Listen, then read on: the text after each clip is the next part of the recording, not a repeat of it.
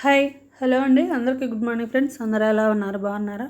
నేను కూడా చాలా బాగున్నాను. ఈరోజు మన వీడియో వచ్చేసి గుమ్మడికాయతో స్వీట్ అయితే చేస్తున్నాను. హెల్త్కి మాత్రం చాలా అంటే చాలా మంచిదండి. అండ్ పిల్లలకు మాత్రం మంచి హెల్తీ బ్రేక్ఫాస్ట్ అయితే చెప్పొచ్చు. చక్కగా 10 డేస్కి ఒకసారి పెట్టారంటే హెల్త్కి చాలా అంటే చాలా మంచి. ఎదిగే పిల్లలకైతే మంచి బ్రేక్ఫాస్ట్. ఇప్పుడైతే మనం వీడియోలోకి అయితే వెళ్ళిపోదాము. ఒకసారి ట్రై చేయండి ఫ్రెండ్స్, మీరు కూడా ఇట్లా. గుమ్మడికాయ ముక్కలు అయితే పీల్ తీసేసి చిన్న చిన్న ముక్కలుగా అయితే కట్ చేసుకున్నాను. మీడియం సైజు ముక్కలు అయితే కట్ చేసుకోండి అండి. పీల్ తీసేసి 3 కప్పులు ముక్కలు అయితే వేసుకుంటున్నాను. 3 కప్పులకు వచ్చేసి ఒక 2 యాలక్కాయలు అయితే వేసుకున్నాము. 2 అయితే సరిపోతాయండి.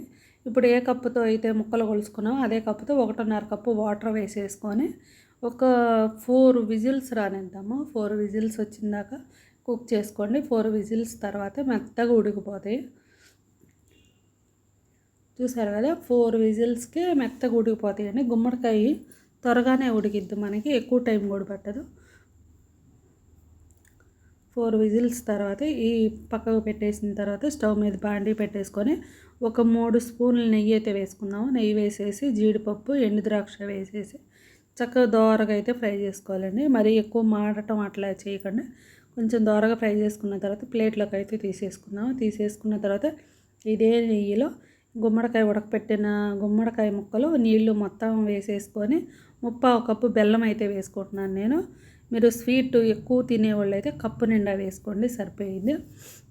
నేనైతే 3/4 కప్పు అయితే వేసుకున్నాను. వేసిన తర్వాత ఒక 10 నిమిషాలు హైలో పెట్టేసి మంచిగా తిప్పుతూ ఉంటే మనకు కాస్త దగ్గర పడిపోయింది. దగ్గర పడిన తర్వాత మన స్వీట్ అయితే రెడీ అయిపోయింది. ఒక 10 నిమిషాలు అట్లా తిప్పుతూ ఉంటే చూసారు కదా, అంతా చక్కగా దగ్గరకు అయ్యింది. మన స్వీట్ అయితే రెడీ అయిపోయింది. అక్కడక్కడ కొంచెం గుమ్మడికాయ ముక్కలు తగులుతూ ఉంటేనే స్వీట్ అనేది చాలా బాగుంటుంది. ఇప్పుడు స్టవ్ ఆఫ్ వేసేసి సర్వింగ్ బౌల్లోకి అయితే తీసుకుందాము. త్వరగానే అయిపోయిద్దండి, ఎక్కువ టైం కూడా పట్టదు. అండ్ గుమ్మడికాయ మనం ముందుగానే ఉడకపెట్టేసాం కాబట్టి త్వరగానే అయిపోయిద్ది. స్వీట్ అనేది ప్లేట్లోకి వేసేసుకొని